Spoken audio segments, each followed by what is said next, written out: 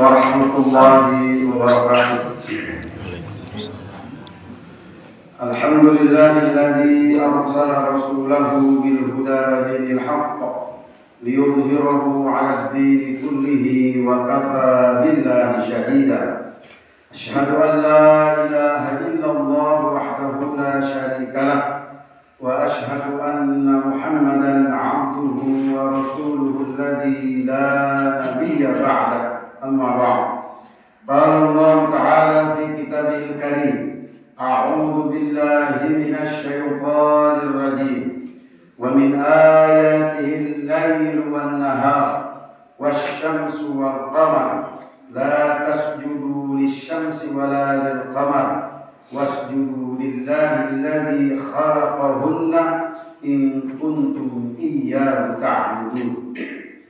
Hadirin wal hadirat, jamaah salat sunnah gerhana yang sama-sama dimuliakan oleh Allah Subhanahu wa taala.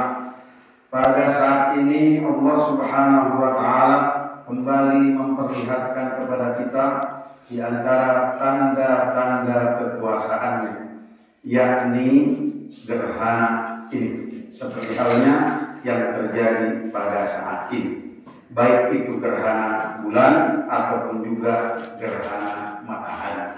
Itu adalah di antara tanda-tanda kekuasaan Allah. Begitu juga halnya dengan matahari dan juga bulan. Keduanya bukanlah sesuatu yang luar biasa. Ia sama halnya dengan yang lain. Matahari atau bulan adalah bagian dari makhluk Allah Subhanahu wa taala. Bagian dari tanda-tanda kekuasaan Allah Subhanahu wa taala.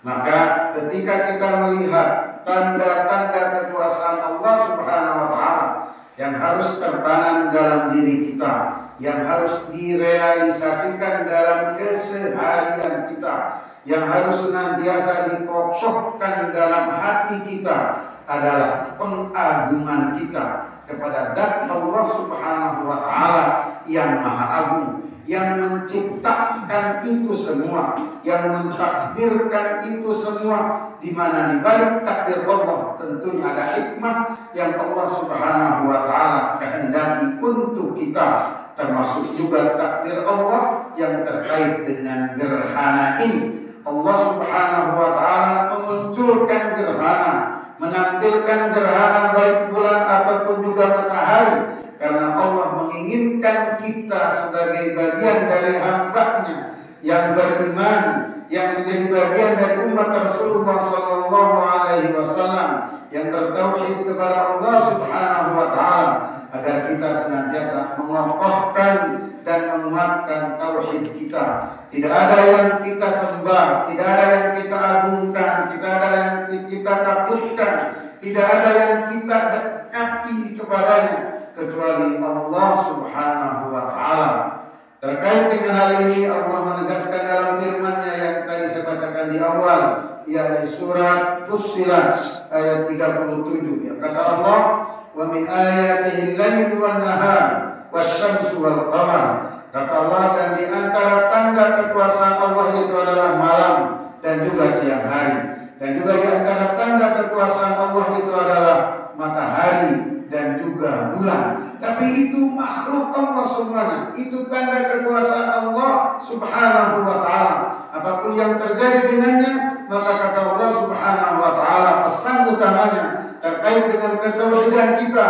Kata Allah, la tasjudu lisyamsi wala lil-qamar. Jangan pernah sekali-kali kalian bersujud kepada bulan ataupun juga matahari, mengagungkan matahari ataupun juga bulan, menghubungkan apa yang terjadi dengan matahari ataupun bulan dengan mitos-mitos tertentu. Tidak pernah boleh.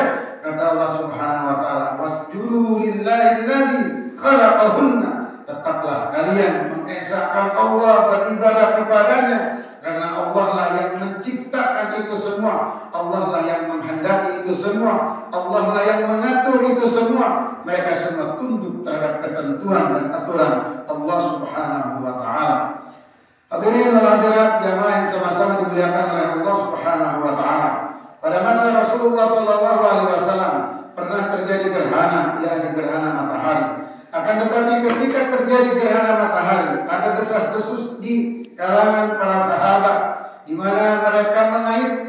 terjadinya gerhana matahari itu dengan wafatnya putra Rasulullah sallallahu alaihi wasallam, yakni Sayyidina Ibrahim.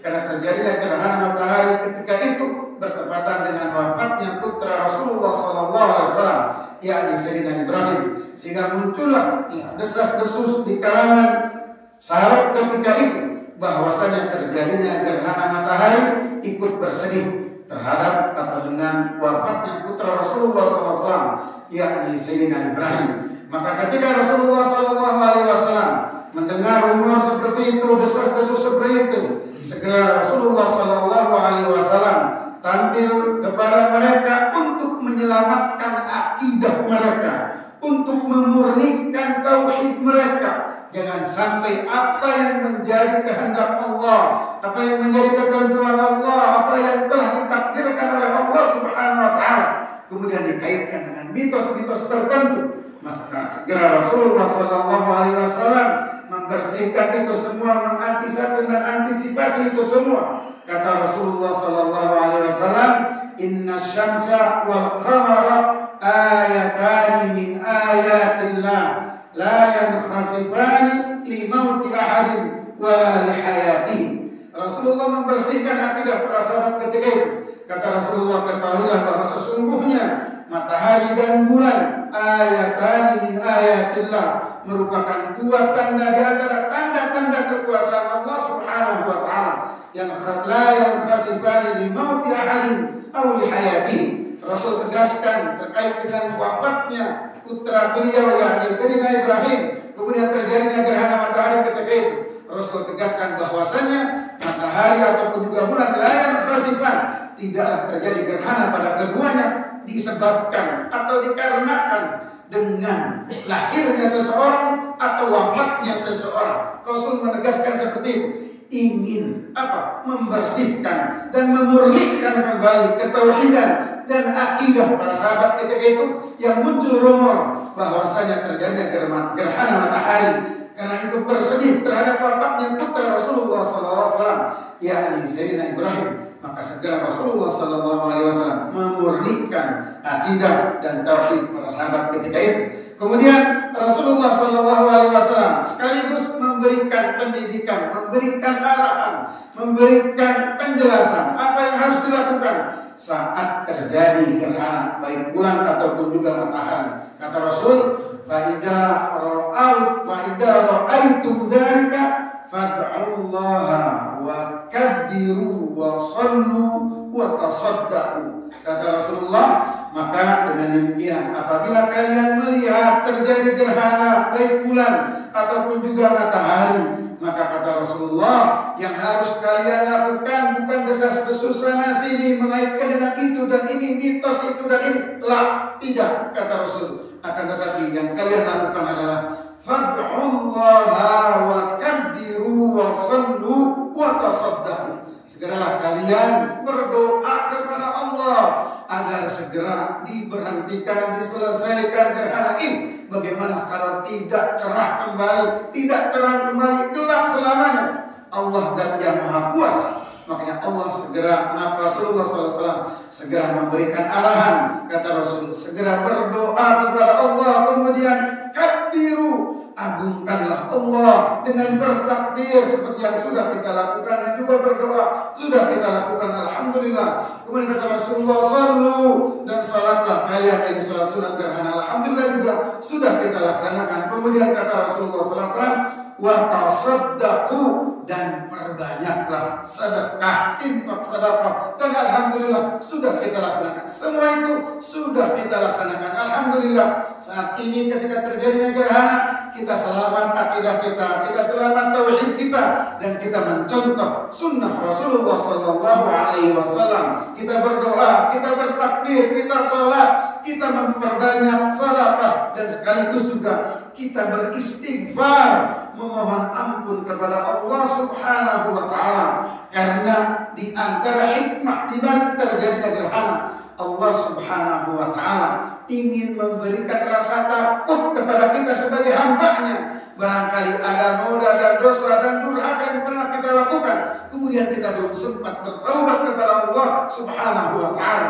Oleh karena ada salah seorang yang memberikan nasihat, saya lupa namanya, maaf, tapi nasihatnya kata beliau bahwasanya perbanyaklah kebaikan apapun itu, perbanyak lakukan, karena kita tidak pernah tahu kebaikan yang mana, taat kita yang mana yang akan menghantarkan kita pada rahmat dan ridha Allah. Kemudian dengan rahmat dan ridha Allah itulah kita dinyatakan layak untuk menempati surganya Allah Subhanahu wa Ta'ala. Kemudian juga kata beliau, begitu juga perbanyaklah oleh kalian bertaubat kepada Allah dari noda dan dosa serta durhaka, karena kita tidak pernah tahu dosa yang mana, durhaka yang mana yang mungkin pernah kita lakukan yang akan menyeret kita kepada murkanya Allah Subhanahu wa Ta'ala. Kemudian kita campakkan ke dalam nerakanya Allah. Na'udzubillah.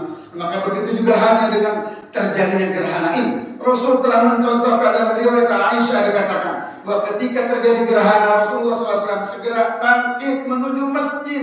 Terlihat wajahnya cemas, hariwang, takut.